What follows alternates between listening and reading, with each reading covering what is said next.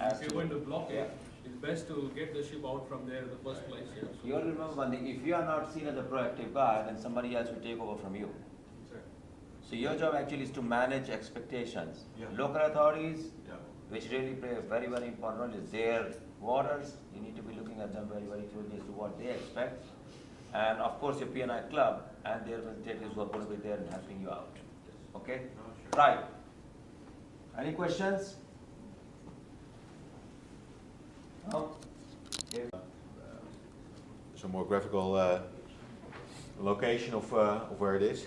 At 10 at night, if you might not make a call to the emergency response provider or tug operators or who have you, but I'm pretty sure that through our network we would know about it.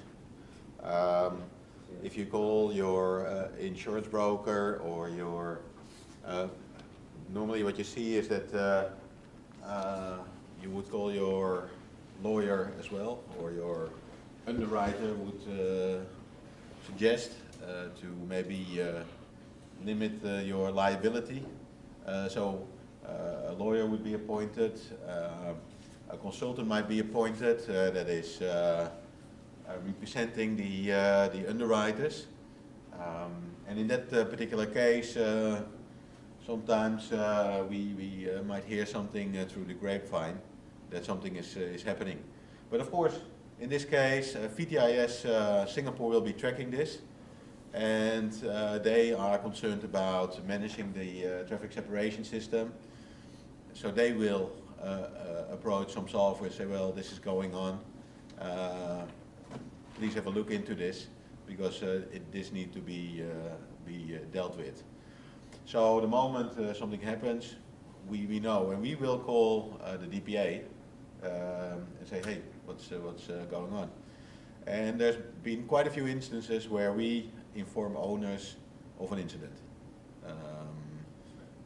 That's bad, but it does happen because I think nobody as a master would like to be in a situation where, oh hell, we just ran aground, can we fix this? I think that is intuitively, a lot of people have this, I want to, we made a mistake, we want to solve it. Yeah, no, definitely. It will, and they might take some sounds and say, well, okay, damage. If you have some damage, then I think normally I think it's considered already like a quite significant incident, of course. But you don't always see if it's breached, if tanks are breached. Sometimes it's blocked basically by the area that she's covered. And if you maneuver or move, it will be breached, or it will flood, or there will be minor flooding. But yeah, you see that crews will try to solve the problems themselves initially. And in this case, well, you got the handouts, or some of you got the handouts. Yeah, okay, so maybe the other 2-3 groups can get it as well. But you will notice what kind of grounding condition she's on. And through your search or ERS provider, you will also get feedback fairly quickly after the incident, what your ground reaction is, what kind of situation that you are in.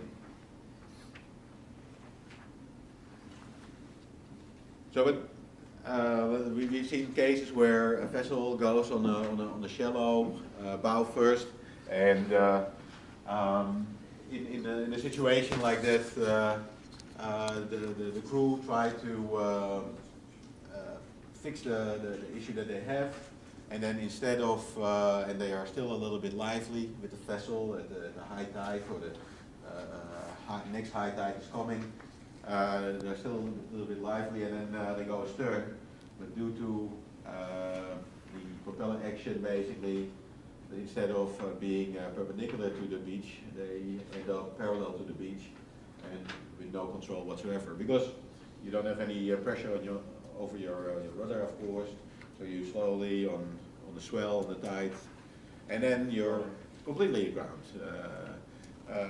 further away and in a difficult situation. So normally we say, well, okay, look what the situation is. Do you have a possibility to with your soundings where you are located, and then stabilize further and basically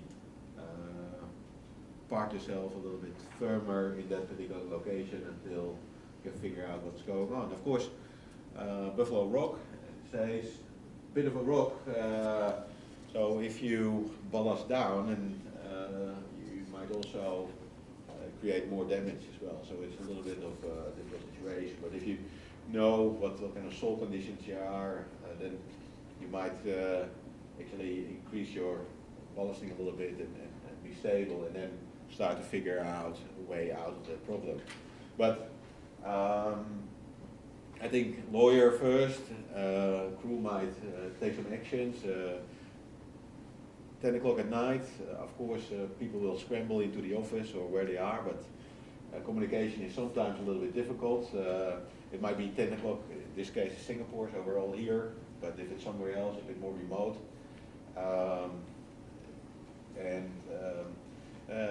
somebody will immediately go try to get to Batam, go from Batam onto the vessel, and so on. So those kind of actions will be taken, but in Indonesia as well, the authorities will come in and basically say, well, okay, we first have to now investigate what went wrong, and until that time we don't allow, except for the superintendent or so, the superintendent to go on board, but maybe a lawyer, maybe consultant, but other operators, they say, well, okay, hold that back for a moment. So even though you want to do certain things, you might not always be allowed to, you might not be allowed to do that, basically. There's a closer location, so it is possible. I think this is the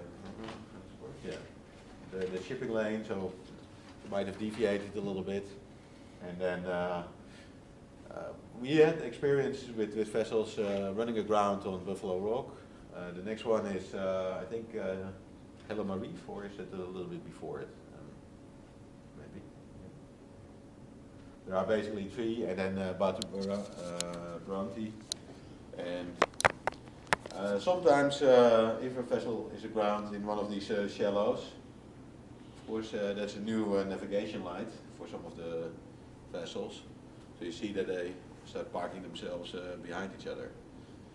So it's very important that good clearance and information is distributed also still with the surrounding area. Cody, maybe you want to Sure. elaborate a little bit on the.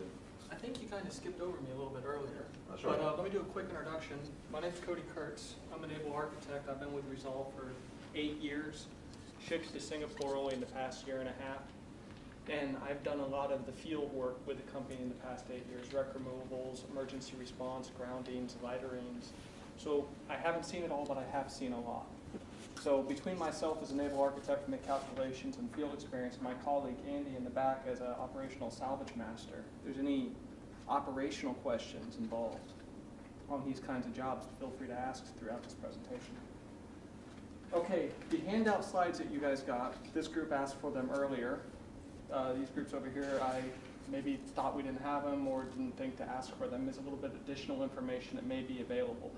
Some of it was mentioned: capacity plan, general arrangement, emergency response calculations, what you would expect to get from Lloyd's or DNV, the Emergency Response Services. ABS has their own division. We offer our own emergency response calculation service also.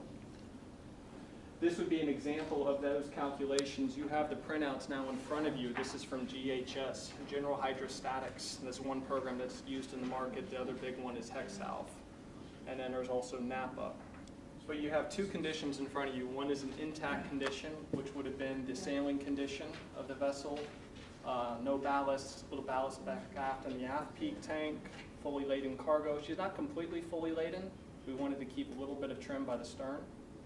And then you actually have the damage condition. Damage condition being the 4 starboard tanks, 1 starboard, 2 starboard, 3 starboard, 4 starboard, all breached and flooded to the outside waterline. A ground location somewhere midships on the starboard side. Now, it got pointed out to me earlier that this case is unbelievable because she went aground on the starboard side, rolled to port, breached the forward side, and then trimmed forward. Ideally, you would think conceptually as a vessel runs aground up onto a rock, the draft would come higher up forward instead of deeper. This doesn't happen to be the case. As she went aground far enough aft, she gained enough weight forward on her starboard side up forward that caused her to roll forward. Now I can check the condition to see if I had de-watered those 4 ballast tanks, if they remained intact, what the draft would be up forward. I can do that a little bit later, just out of curiosity's sakes. Sounding report, you received the sounding report from the master. I would assume you guys get a daily sounding report from the vessel, midday condition. These are all the tanks conditions. In this case, you have a pre-sounding condition, ballast tanks, and your cargo tanks, and then you also have a post-sounding condition. What's not shown here is your operating tanks, remaining lube oils on board, hydraulic oil, day tanks. And then the initial response ship manager, boss? Oh, yeah, no, yeah. But this is basically where you came in and advised how that goes within C-Team, basically, how that would respond, how you would respond. Information from the vessel itself, the office getting ready, taking out basically the procedures, and basically start going down the list, checklist. But also, while that's happening, of course, it's a dynamic situation where information comes in and jumping in and out of the process, your form 023, basically taking that forward. Of course, there are, again, this is started at 10 o'clock at night. I think that is quite important as well, and I don't know what your arrangements are. You have that no doubt in place. There will be a complete focus on the incident by the respective designated people to deal with it. But your other vessels will still need their normal attention as well. So the continuation and everybody can stand for 24 or maybe 36, 48 hours to give it a bit of a push. But then if an operation takes a bit longer, you want to have a system in place that you relieve each other and hand over, have meetings and so on, and say, well, where are we now and how are we going forward? And if you make, one person makes an arrangement with an external party, that's being followed up and so on, because otherwise it starts conflicting or piling up as well. So that's, I think, a very important part, that business continuation aspect of it. And sometimes we see that that becomes quite difficult to deal with by a company. Everybody, and what we see nowadays is that ships are run very tight. Everybody is concerned about cost in running an operation tight. So several people have attention to other vessels as well. And if you pull a team out of this, then it becomes very tight. So if you then have to deal with little stakeholders that you don't know, then it becomes even more difficult. So I think it is initiatives like this and knowing your communications, PR companies, that basically can take some load of your organization is very important. And basically you go through this assessment circle continuously, and there are certain aspects that you need to reiterate or review.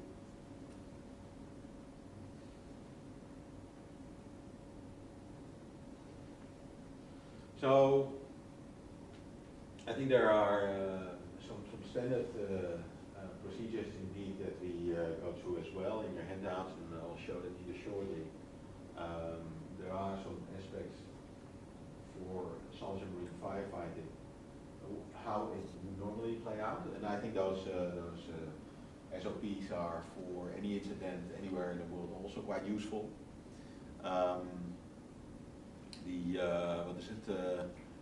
Race forum, remote access and consultation exercise, but in this case it would not be an exercise, it would basically applying it actual. The race exercise is required by for the OP90 SMFF. Before you call with one of your vessels into the United States, you need to do a drill, and the drill consists out of a scenario, can be a fire case. If it's a fire case, then there are some additional forms that need to be addressed, but it can also be a collision or a grounding. So basically to verify that the vessel indeed is ready to respond to an emergency. And in this case, it might be an emergency, and in this case, Form A will be filled out, and we have that dialogue, basically. So we can make some additional recommendations, assessment, see what the situation is. I think Cody comes back on that shortly. But it's like you have indicated, P&I, machinery. Well, P&I, they say, well, okay, is there any pollution? Is there any reef damage? And so on. If not, we'll stand back and we'll monitor. Actually, P&I Club and the correspondents are quite knowledgeable about local activities, but normally they take a little bit of a backseat. Well, machinery, who is on the hook because your vessel is damaged, and any response services will be paid by them, might not be aware. And the way some of the, who are your underwriters? Main underwriters, lead underwriters? Guard? Okay, well, they are very proactive, of course.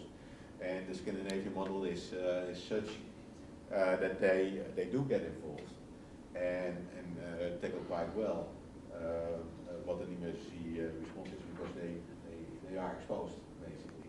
But you see with a lot of vessels, and that there's, especially if it's entered on the UK market, there's a lead underwriter who basically has been appointed by a broker with several sub-underwriters, and they might be very quiet in the initial stage as well, even though they are would be involved.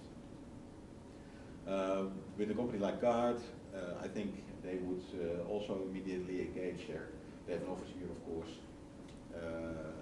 They would also engage the correspondent and immediately have a dialogue. So, well, okay, some scenarios, contingencies that they are looking into. I think you need the P&I because you obviously got you've got a breach in the hull. You don't know how close that rock is to going through into the cargo tanks. There's a very real risk of an oil spill, so to keep them in the dark. Oh, no, they need to be informed, definitely. What we see, though, is that they normally, or I think Guard and also Norwegian Hull Club or schools, they normally quite proactive Swedish club under the Scandinavian model, if I would say so. They are quite proactive. But they're almost certain to have to transship the cargo to lighter to get off, in which case you will have a claim from. You've been spying but yeah, that's correct. That's correct. And then P&I will definitely get involved. Okay, no, that's true. That's true. Now, well, based on the experience that I have, again, the Scandinavian model is quite proactive. The container vessel that you saw earlier was the Swedish club, and of course they noticed quite early on that they needed to do something. But Believe it or not, but it took 2 days before a solver was appointed in a particular case as well. And I think it was quite evident that some significant services would be applied in that case as well. So there can be, of course, there will be a recommendation, and there will be a lively discussion with your P&I or underwriters. And solvers, of course, is initially the underwriters side of things. They hope that the exposure that the P&I have will never materialize, basically. And then the cost for the STS, if that is taking place, will still be for the underwriter. So the P&I can want a lot of things, but they will not be necessarily very proactive on it. Because they say, well, yeah, only if I really am exposed, then I'll get in. And that's sometimes a bit late. And we see that in a lot of cases where you would imagine that a party that is so knowledgeable about their exposure, like a P&I, would stand back quite a bit. And we deal with UK club P&I as well. And they have basically a complete hands-off approach initially. Even if there's incidents here, they have an office for the UK club in Singapore and in Hong Kong. If it's a big case, it will go back to the UK. Even the local officers will not basically deal with an incident here, but it will be their correspondent. So different P&I clubs, different underwriters have a different approach to dealing with an incident. I fully agree from a Solforce emergency responder point of view.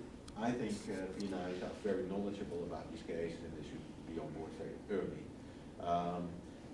But if the situation is still a solvent situation where there's no really third-party exposure at that stage, they will take a back seat and they would like the underwriters and the owners to move and take action.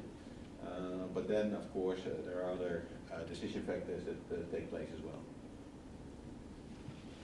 Well, maybe we'll come to that a little bit further on. And if, yeah, I think it's very very important to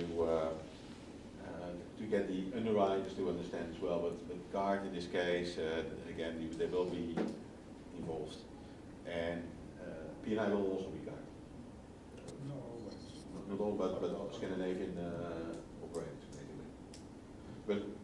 Because if it's like a Britannia or a UK club, they have quite a different attitude towards an incident compared to a guard or a school or so, I would say.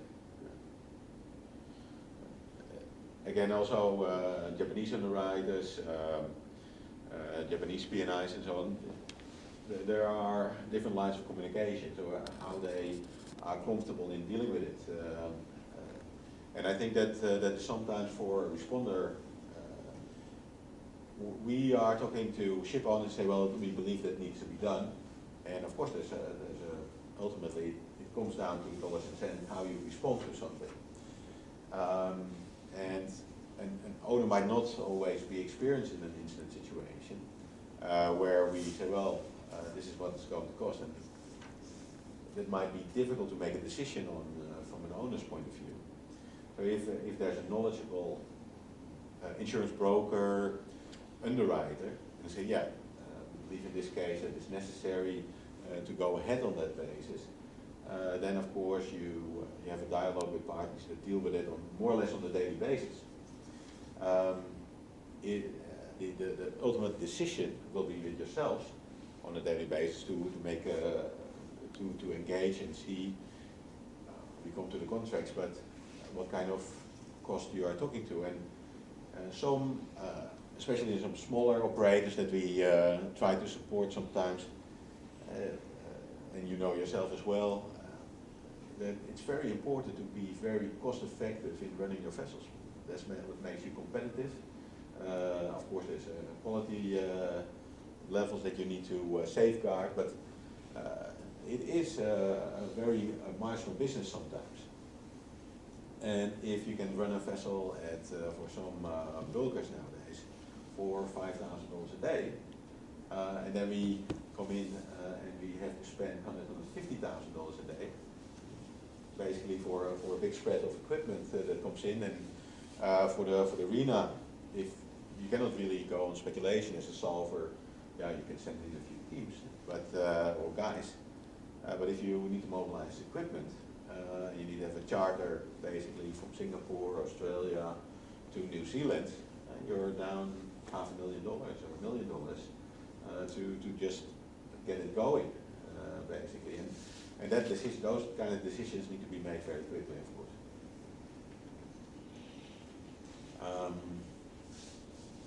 So, from your perspective, you would, at 10 at night, you would scramble some people to the office to deal with an incident. Yep. Yeah? And then start going through the stuff.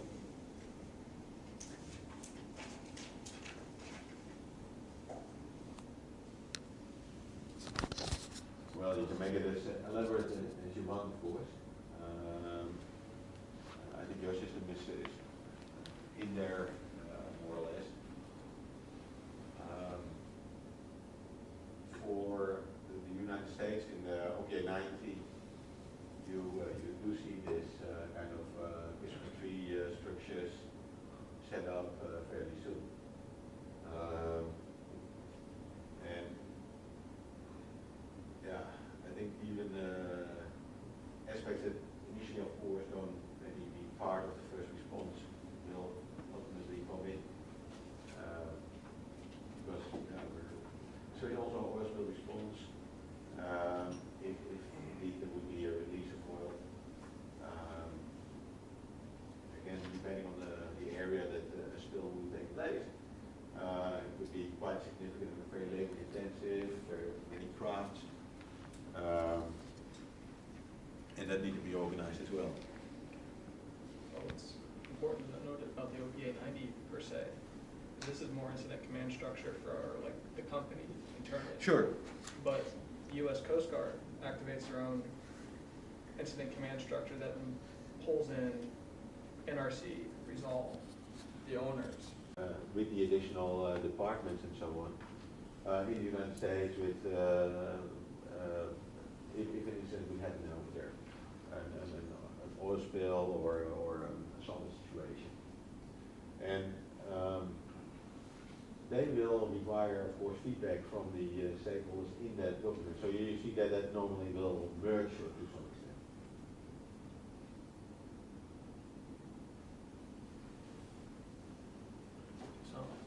So, Cody, maybe you can, I think, Yeah. on this as well. Got you. So this is just following up more on the handout one that you guys have and the extra documentation. Extended damage. We know from the soundings that we have flooding in the ballast tanks, but we don't know the degree of structural damage. We probably won't know that for a good while. We probably won't even know that until the ship's refloated unless we can see it above the water line. People ask why not put a diver down there, dive survey. Usually local ground reaction, or if she's aground, if there's any kind of swell, you have a lot of surge. And that'll make it very difficult for divers, very dangerous. They can get sucked underneath. Other possibility is bad water clarity, and you just can't see anything until you can get to an anchorage, until you can refloat. So you don't really ever know what the full extent of the structural damage is. Repercussions from a longitudinal strength assessment, when you use your structural calculations, you take maybe like a 25% allowable against your allowables to see what your reduced bending moments are. That's one example. Otherwise, you look at your actual midship section and degrade a portion of the structure and recalculate your moment of inertias and then recalculate. That's a little bit longer initial assessment. Usually it's a percentage of the allowable. Now the other big question always in groundings, what's the ground reaction? Does everyone understand when I say the term ground reaction, what I mean by that? What is ground reaction? Let me ask. Anyone? Takes up the buoyancy. Takes up the buoyancy. I mean, it's more than, you've lost that part of the ship, basically. The minute you've touched a point, you've lost that section of the ship. If you have a breach, if you've touched full starboard or any tank, that space no more adds buoyancy to your vessel. It's like you've cut off that entire section from your hull structure. Okay. So, One touching bottom, yeah. yeah. But if you just had a breached tank, would you have a ground reaction? Yep, it's the same effect. I mean, Even if you're not touching bottom? even if you've not breached, the minute you touch, Okay. it's supposed to be the same effect as breaching a tank, because when you do your calculations on damage stability, you always calculate that you've breached. So it's that part of the section which no more exists anymore. So If you don't have it, yes, but when you do a damage stability calculation, the minute you say point of contact, you've lost your buoyancy, because your gravity, your center of gravity, everything is changed basis that point being moved away from your thing.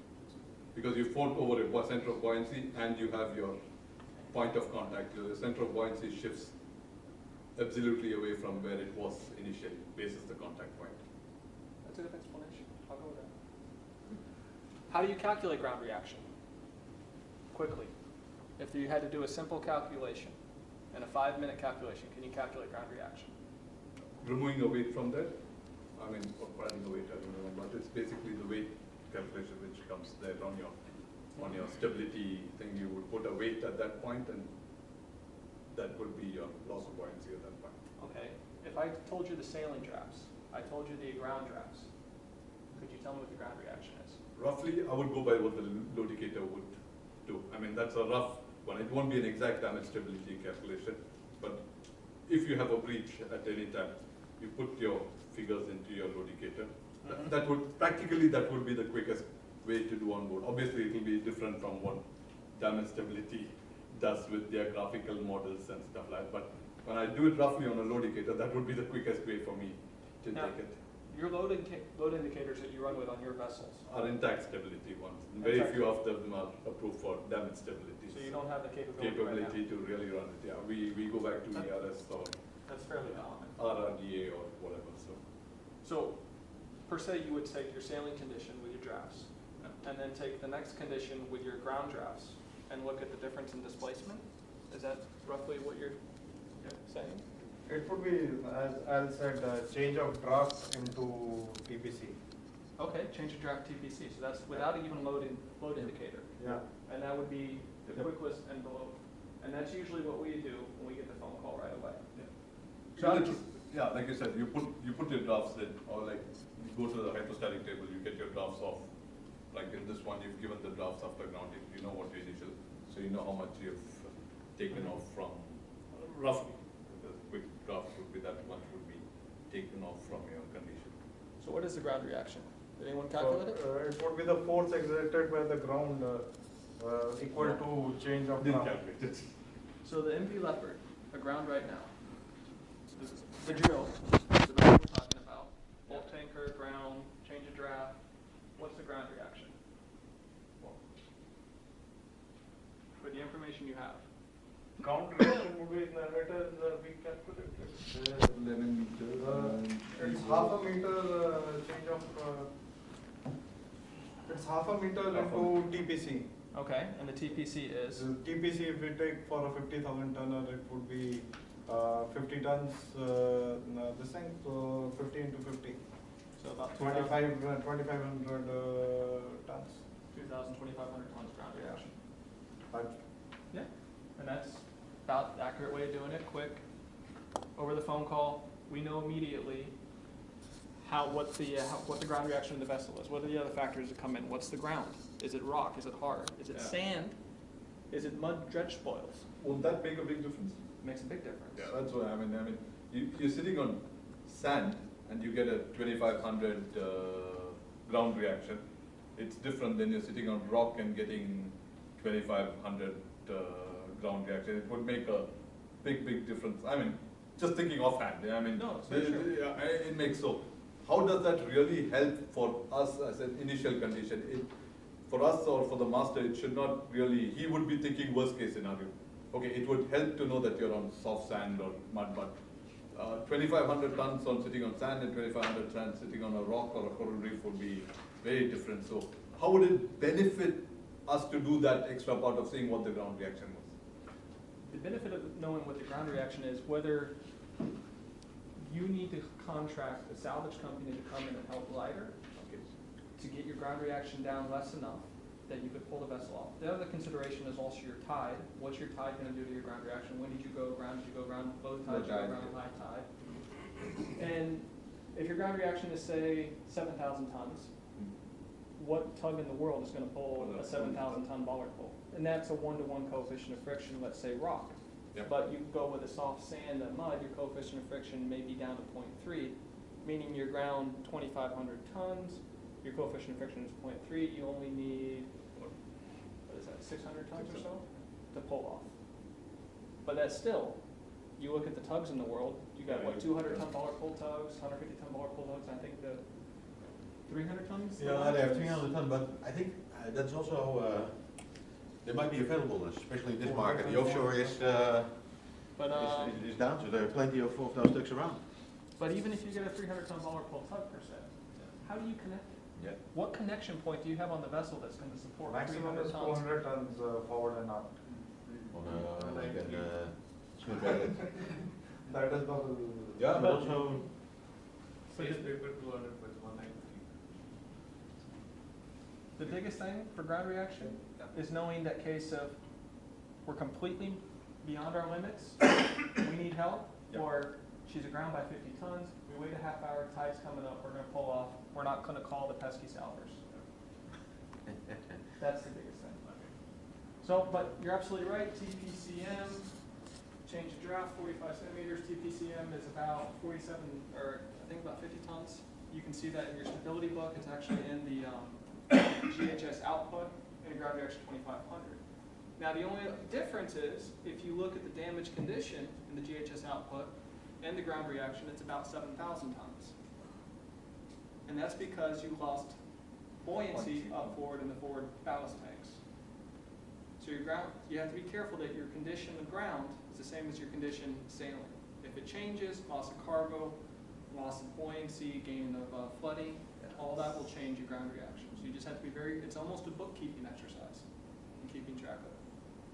So roughly to put it, as long as you're not breached, you've got a more accurate ground reaction than when you're breached. As long as your condition aground is the same as the condition you were sailing, then you're fairly accurate doing the change in draft, TPC. Not breached, yeah. If you're Nothing not, has come in. yeah, yeah. So then Okay. that would be more accurate if you're not breached. yeah. The minute you breach, then you need to take. That's why the 2,500 and the 7,000 tons here, because you've lost those 4 tanks. There is 2 huge tanks. Yeah. Yeah, I think also so even if you're not breached, but of course you're going aground on rocks, you can imagine that you might damage something, right? Yes. And so if you try to pull her off and you then breach, Much more damage. yeah. Trying to pull off the rope. Yes. And now, the other thing, longitudinal strength, I talked about allowables and reduction of allowables. You said your load indicator computer doesn't deal with damage stability, it's only intact stability. So you have no, say again? Nowadays, or? No? I'm not sure whether we've got them approved. It's not damage stability, it is damage conditions. Stability would be different.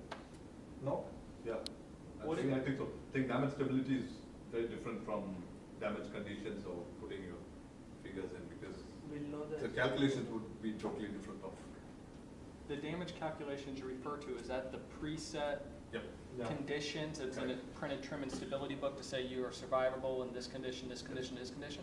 Or is it something that the master can input saying, I've flooded this I've lost this ballast tank, and it's flooded? No. All the tankers, load indicators all approved for that. From 1st of new software has been updated.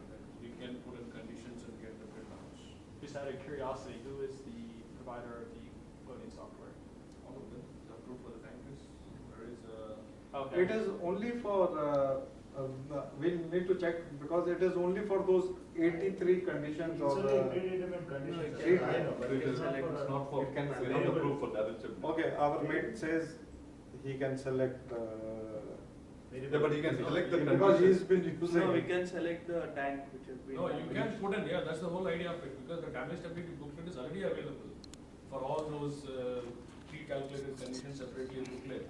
But as per the load line regulation now, that current load indicator from 1st Jan 2016 on tankers, they are supposed to put any other tanks, any other damage, you can feed in and get the prints. Does that include like a ground reaction, a ground Yes. point? Yes. Okay, so you do have that capability. That's good to know.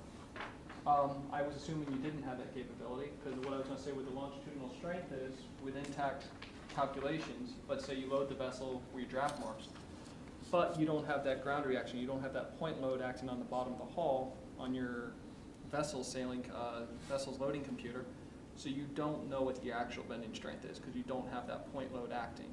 That's something that a third-party damage stability calculations can calculate.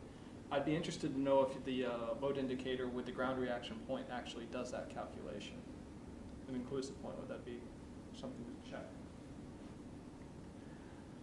The race form, which is also in your handout, is just something that the master or the owner can fill out before sending to the salver. Very simple, rudimentary information: name of the vessel, hull insurance, P&I insurance, length, beam, draft, sailing drafts, and a ground draft. You just saw how important sailing drafts and then ground drafts are. Kind of vessel, cargo. These are just more fact-finding information, filling in the boxes so we have the completest picture as possible of the actual incident. Is this really important? Yes, because when you go around, you're going to be thinking 1,000 different things. Same as your own checklist internally. What information do I need to know? What information do I need to get out? What information do I need to correspond? This is just an organized one-pager. Master goes down real quick. Maybe he doesn't have all the information right away. For instance, the drafts, he has to send the chief officer forward to look over the side. But information to collect, that way you can start making an informed response and knowing what the next step needs to be. So I have a simulated filled out by the master showing the drafts and the characteristics of vessel is what you have attached. And you also have the output of the same that we would be able to run in our office and check. Very simple: trim, heel. Does it correspond with what the master's seeing? Does it correspond with what they're seeing in the field? This is more just a clarification of the information per se. Maybe to add on this as well. This is the race form, remote access and consultation form.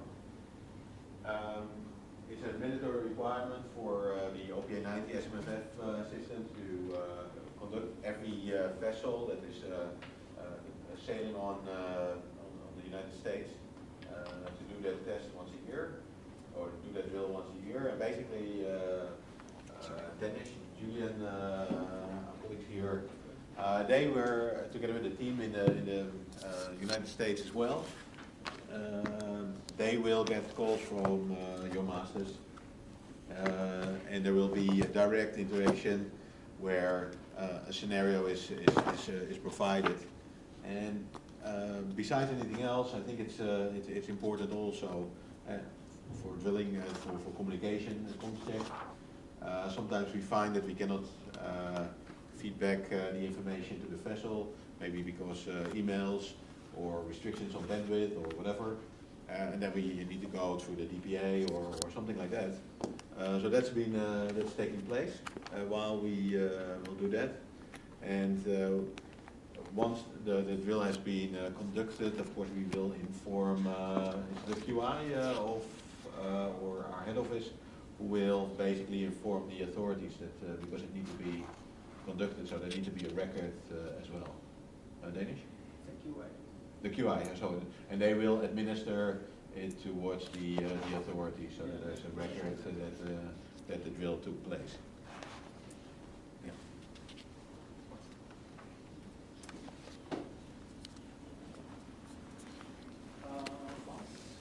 Oh, yeah. Well, I think this goes back to some extent to.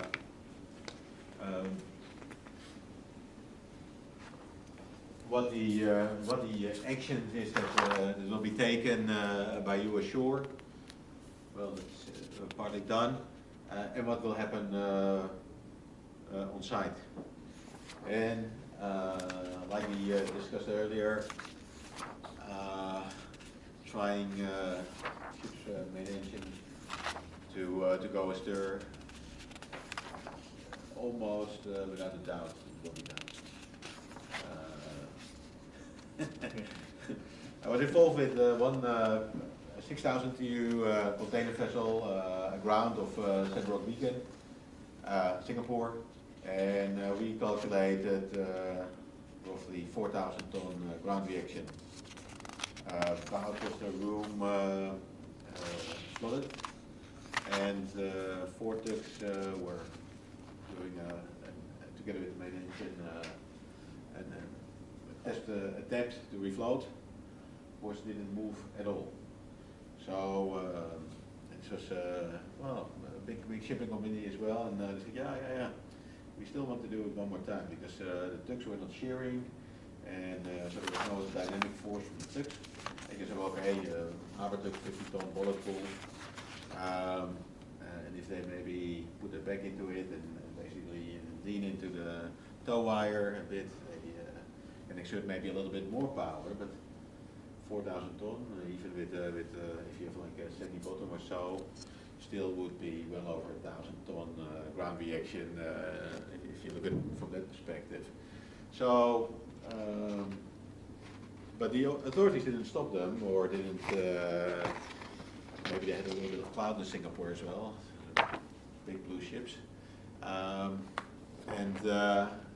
So they were allowed to do one more refloat attempt. Of course, this failed as well. So they lost basically one day, and I can't recall how many containers. I think it was about 400 or 500 containers needed to be discharged, and then she could basically be safely refloated. She went from Singapore to Malaysia for a complete discharge, and then back to Singapore for repairs. But so it might not only be the master, but it might also be like a kind of intuitive response, and you can imagine that a big organization, one of the biggest container operators in the world, they have a proper response planning as well. So the fact that they do something like that, and I was the salvage company involved in that particular case, and we were basically sidelined. So we appreciate your advice, but we'll go and do this. So yeah, sometimes maybe in the heat of the moment, or whatever pressures there are, or somebody with a very strong opinion about certain things might push things forward. Just saying. So in this particular case, this is the follow-up on the scenario, Cody? A little bit later, more slides. Yeah.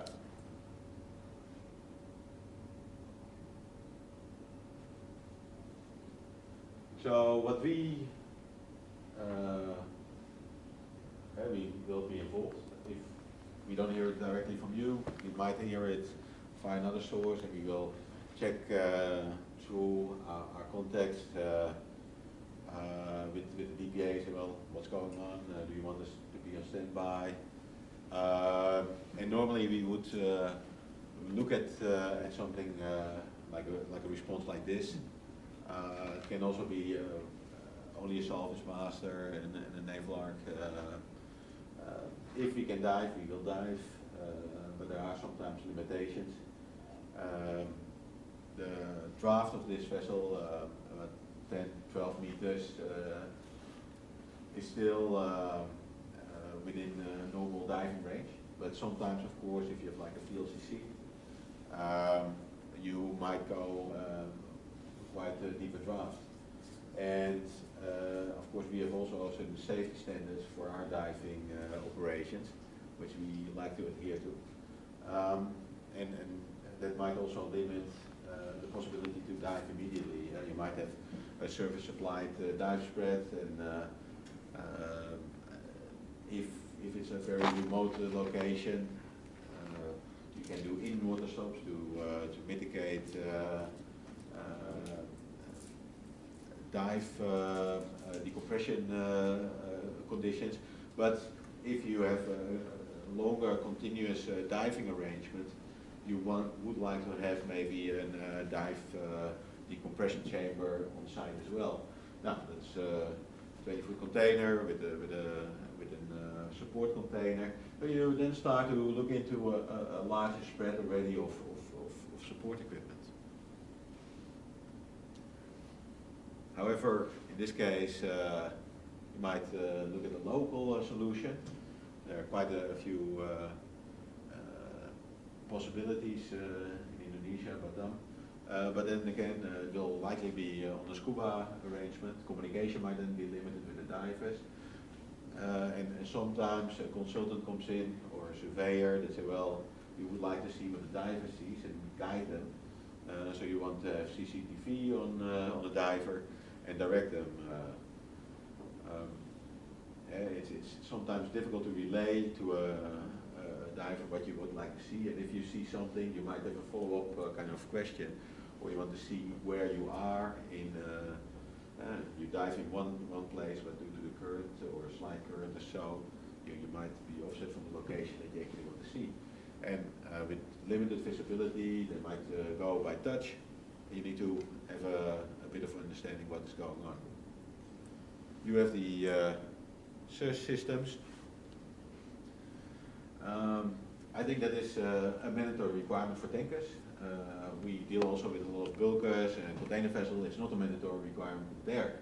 So they're a step behind if something happens. We have it in our entire fleet. Yeah, of course. Yeah. It's a mandatory requirement for tankers. And we believe it's a solid system, of course. The slight concern that we have sometimes is, well, you have dialogue with SIRS, but from an emergency responder, we actually don't have a dialogue with SIRS. So we need your permission to say, well, can we maybe discuss with SIRS on some conditions? And what we find, like a grounding situation or a collision, or well, you think of a situation that you can imagine. You need to feedback the input to them, of course, to get the scenarios quickly. So the crew on board will have to enter basically into what kind of conditions they have from the vessel, but also soundings. And if due to whatever reason that is not accurate, there's little flexibility that you can expect from SIRS to run the numbers. So basically garbage in, garbage out. And if it's dealt with in a different time zone, so, and you need to evaluate the data and have some engineering, some iterations of a scenario to say, well, it doesn't look accurate, but which data we need to put in. And this is something that we feel that sometimes it's important to have an experienced naval arc talk to either the SIRS or try to model it ourselves to play around with the model and find some scenarios that represent the situation most accurately. Because then you know what kind of response you need to take care of. An example, I don't have any offhand with tankers, but I know with some bulkers that we deal with, for instance, with nickel ore, which is prone to liquefaction. Now the behavior of a nickel ore cargo in a liquefied state is a bit undefined. You don't know exactly how it responds. But you need to, it can be very important for assessing stability issues in a damaged condition, or even in a sound condition. See how it potentially can affect the stability of the vessel. So if the input is uncertain, the search provider, the classification society that normally does this, has a difficult time to enter that into the system. And I've dealt with a Japanese classification society, and it took really a lot of time to find these models. And we of course then need to all first of all have permission to communicate direct.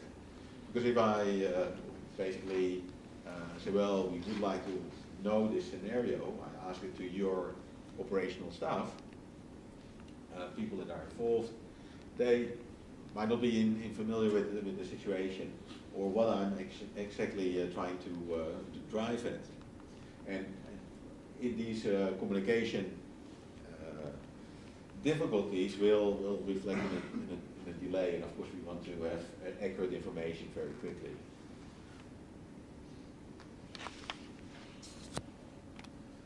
So, I think, sorry?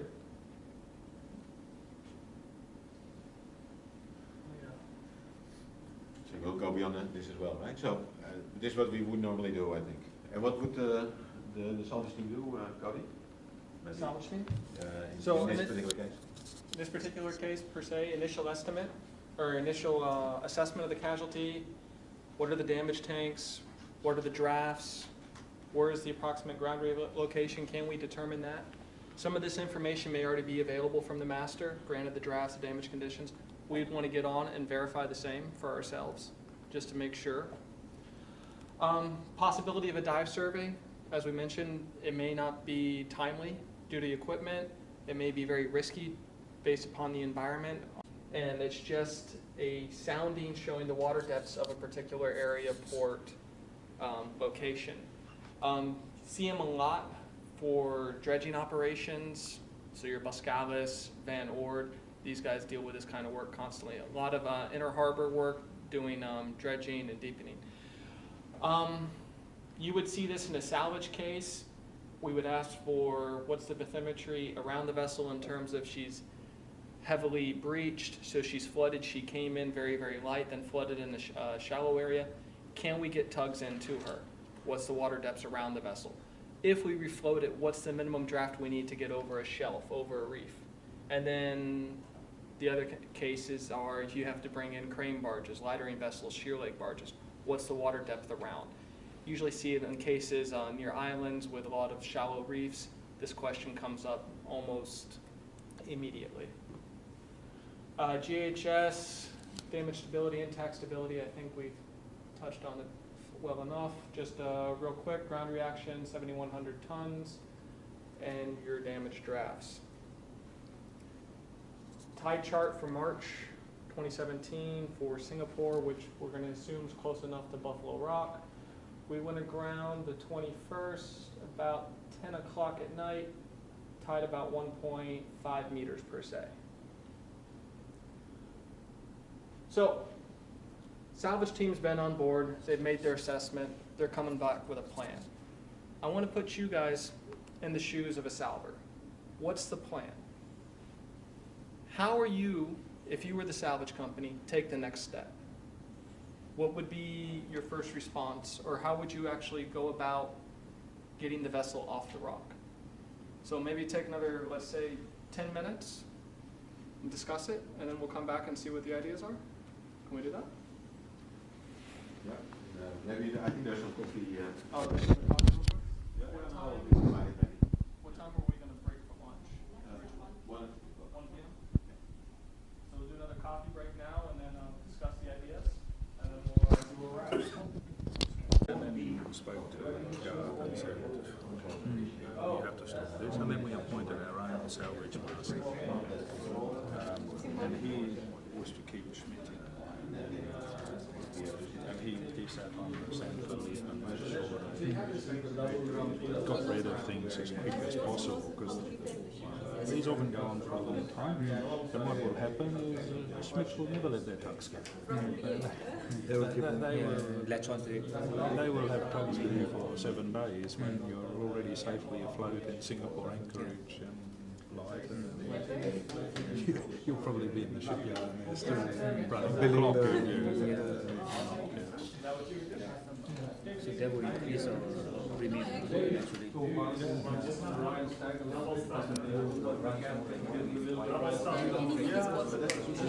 Engine goes full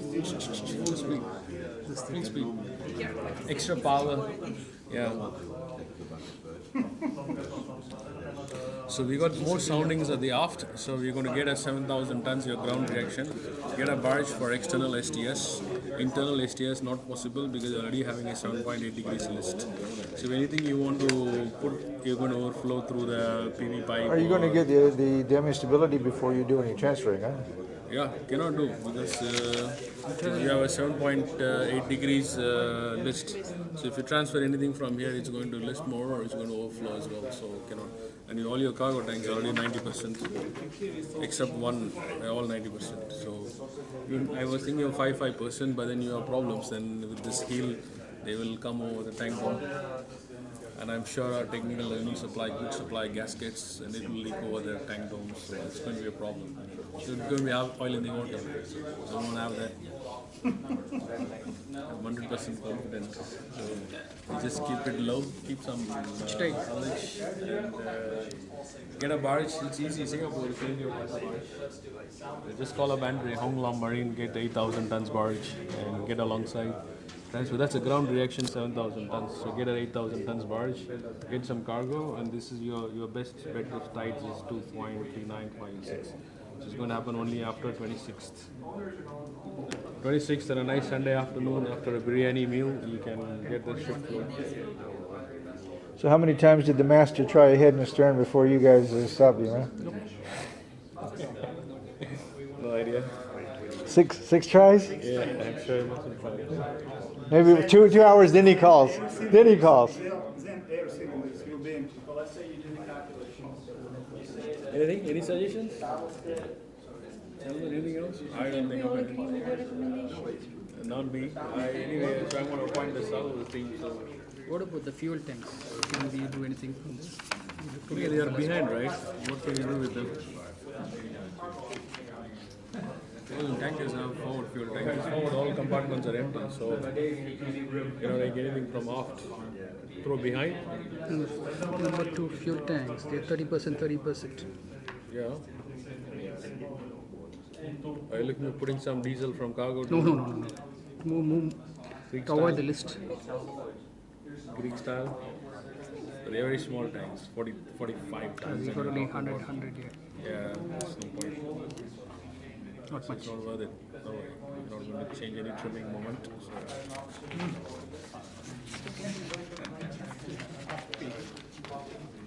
In this particular case, I think that will have Indonesian jurisdiction. So, you need an Indonesian flag tanker, even though the whole anchorage might be full here in Singapore, with tankers that are willing to go and more sister vessels that are happy to be available in the next half hour to deal with it. Will not be allowed. I think there's some misunderstanding of whose jurisdiction that they have. Who has jurisdiction here? I can hear from the other guys there. Who's? This is last year there were several groundings in this particular area. So Buffalo Rock, Batu Karanti, Panama Reef, and the traffic separation scheme is monitored by Singapore and operators, so they give directions if ships need guidance. Basically, normally they should not communicate with the vessels, I think, but if there's guidance, then they will route the vessels, and that's maintained by Singapore. But this area where the location is Indonesian jurisdiction, 100%. So they will go on board and show you basically, okay, we like your plans. So your tug need to be Indonesian flag, your lightering tonnage, if you're going to use it or not, or whatever. And unless you grease the wheels of the decision makers? That is true. Some areas that is possible, I think. Some areas? But no, but I think this is of course a big concern for Indonesia as a whole, right? And, yeah, when it goes into the media, then they get a little more concerned, I suppose. Yeah, but I think they But if it's in Singapore, you won't even see it in the media. Okay. Other sides. I think there are good and bad ways about this. In the old days, you could identify maybe a portmaster, senior guy in that area, and get away with it basically. Now, how it normally works is that you have CCOMs in Jakarta. They hear about it immediately as well. So you need a salvage sulfur with the salvage license, and then for a specific incident in Indonesia, you need a permit. So so that you need to apply. Yes. Yeah. And do you so, need a crew to help on that? Should they be basically. certified? So we deal with record removal. Employ half a baton over there. So basically, they now say any image or record removal Indonesian company. So the only thing you can really get away with outside of that is if you can prove that the specialty you're bringing in for personnel or equipment It's not available locally. yeah, but that's something else, right? Because there's been several groundings in Indonesia recently, early this year, late last year, and try to find a geared vessel with Indonesian flag, right, to light a bulker or so. Yeah, you have maybe some smaller ones, but if you have like a bigger Panamax vessel or so, or non-geared or so, you cannot find. You might find a geared with center-mounted cranes, but you don't do anything. You cannot reach into the holes.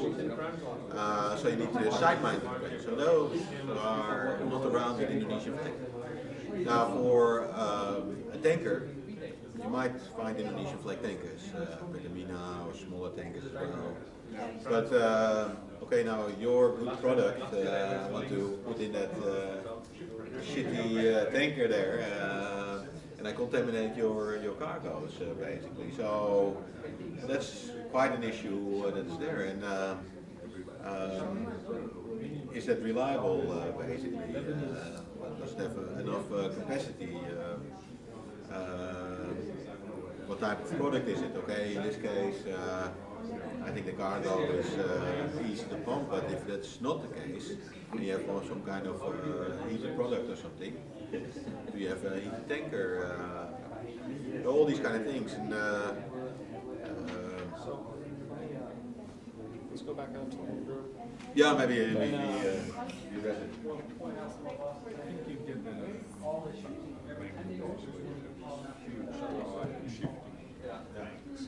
Yeah, there is a very big line there also. It's near 6 meters there.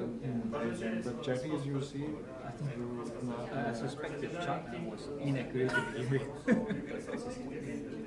And the sandbanks.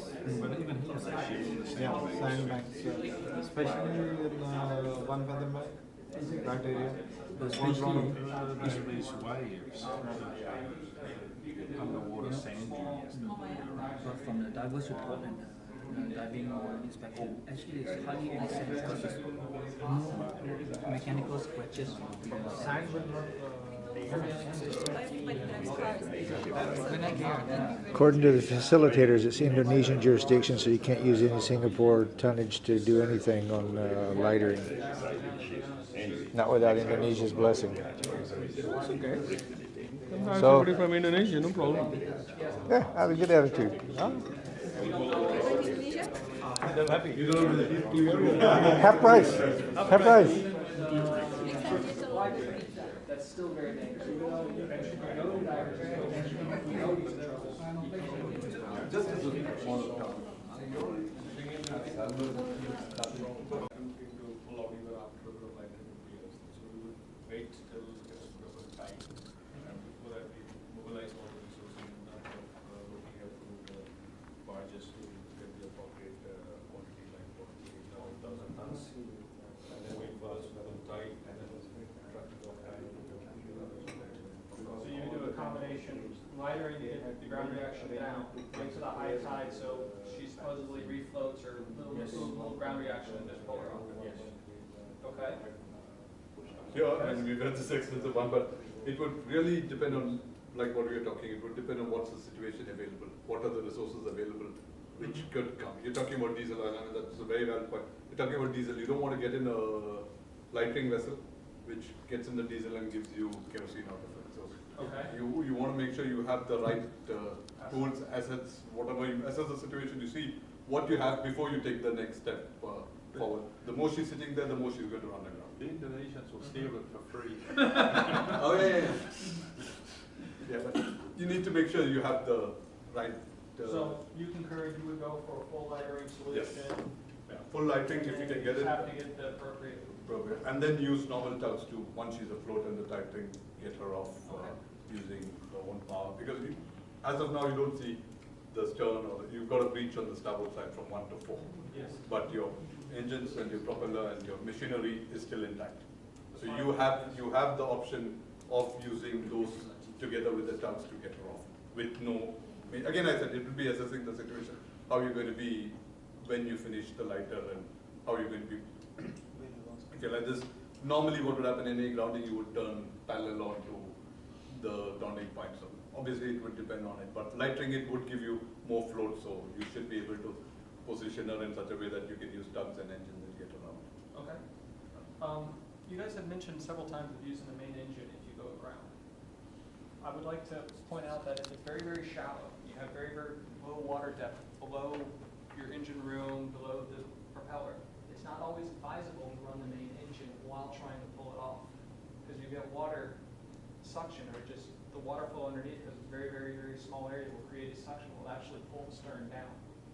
So a lot of times if we're doing a refloat of that nature, we may just have the main engine secured and just pull it off until we get into deep water, then actually bring the main engine on. Just a slight difference. In this case, we should have plenty of open water underneath the stern, very advisable solution. Were there any other queries or issues that came up when you guys were discussing? I understand there was something with authority and who actually had a legislation. Was that one of the Jurisdiction. issues? Jurisdiction, excuse me. Boss, you want to talk Yeah, about I jurisdiction think, issue a little bit for Indonesia, Singapore? Yeah, I think jurisdiction and all the scenarios or anything that you can imagine in Indonesia will happen. Taking the cargo, bunkers and so on has happened before. I was involved also near this location with a vessel that sank, turned upside down, and we removed the oil. And about 900 tons, even though the ROB stated 850 tons, but okay.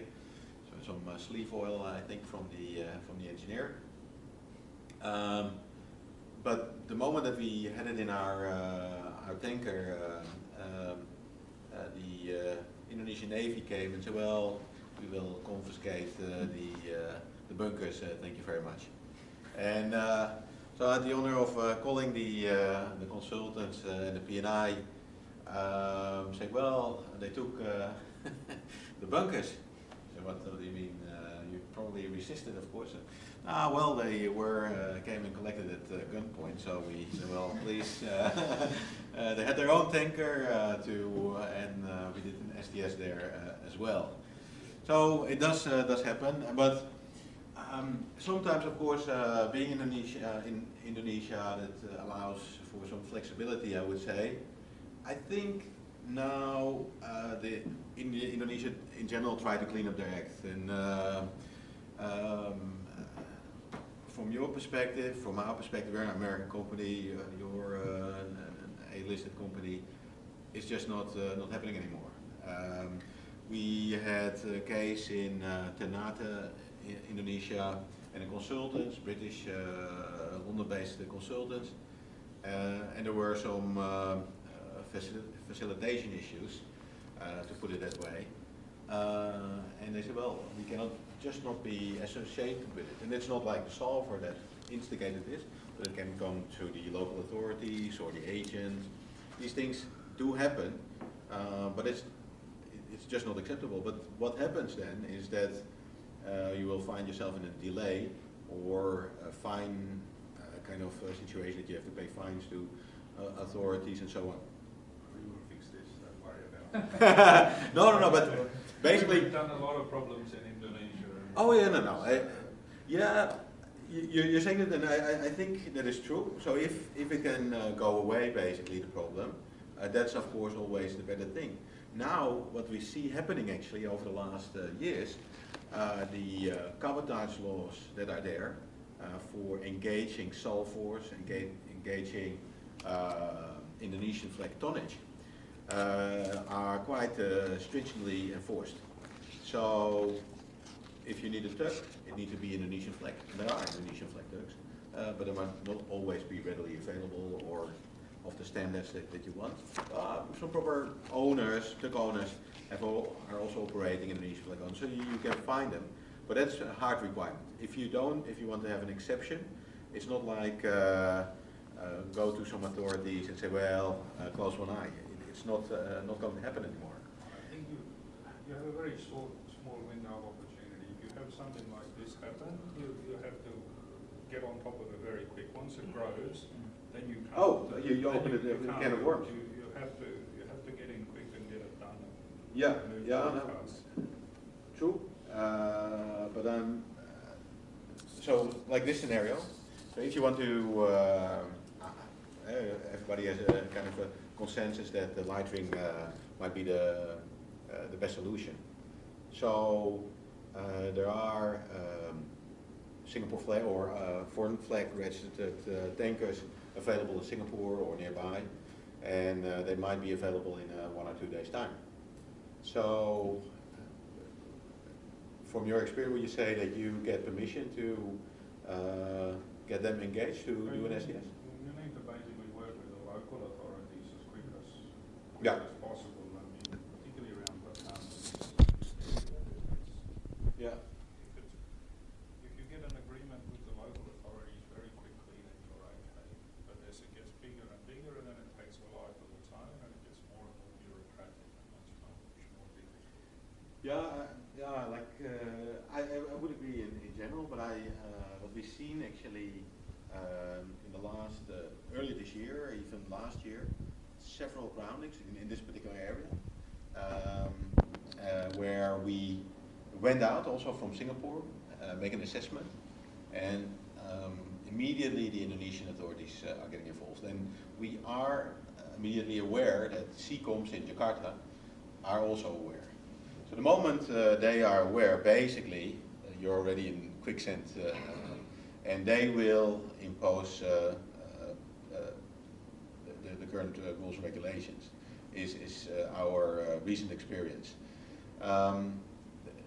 What you then require in Indonesia is an entity with a salvage license. A salvage license is basically you're a salver that is permitted to do these kind of works. For each specific case, you need a permit. And the permit basically can be obtained by CCOMs in Jakarta to say, well, okay, you need to enter in Bahasa to explain what's going on, and then a permit will be granted to execute the operation.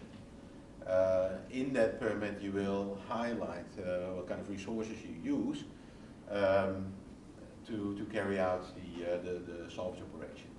Now, at the moment, when I first came here to Singapore in 2001, it's sort of remote parts, even in Batam indeed, which is the Rau province kind of area where I think there's a kind of commercial autonomy, you could say. There was quite a bit of flexibility to that extent.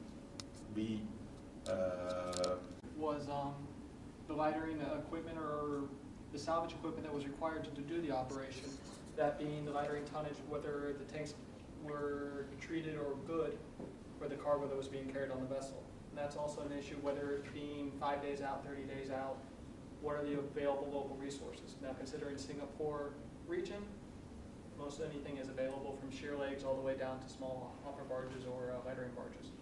More remote regions of the world, maybe not so easily available, and that may play a role into how the salvage is responded. But I will get back to what the salvers in this case decided to do in a few minutes, but I want to touch on a few, just clarifying a few points real quick. ICS is in play, the key stakeholders are connected, everyone's informed. You being the owners have made an assessment that it's high ground reaction, you need to activate salvers. Salvers have made an assessment, and they propose a ballasting air blowdown plan. Let me talk about that in a few minutes. But from salvage cases, how does it go from a normal, we're going to be able to pull this off in a 5-day time, to this is now cut up a complete wreck removal? This is a very possibility of the RENA as an example. The RENA went the wrong way. Examples of, can't think of one specific that's not my mind, but almost any other grounding where the vessel refloats on her own or with minimal tug interaction is an example of a good case. Do other touch occur with respect to gathering information? I think we've been over this in terms of getting from the master, weather data, salver assessment information on site, tide charts, just getting the information on the site, environment, and on the vessel itself. Key thing is always all the information you can collect, even reports from the master that they felt a shudder, they noticed a pipe leaking in such in a compartment, high bilge alarm, all that information plays a role in developing the picture and the situation of what's actually occurring. Whether the master can see mud coming up on the stern when he runs the propeller, or he doesn't see mud up forward when he runs the bow thruster. Situations, information like that, all help. Cody, is there a big difference in the in additional information you would need as opposed to what we would have already given the class damage stability? Or is it approximately early details would be approximately the same, huh? I think initial response would be similar, I would say.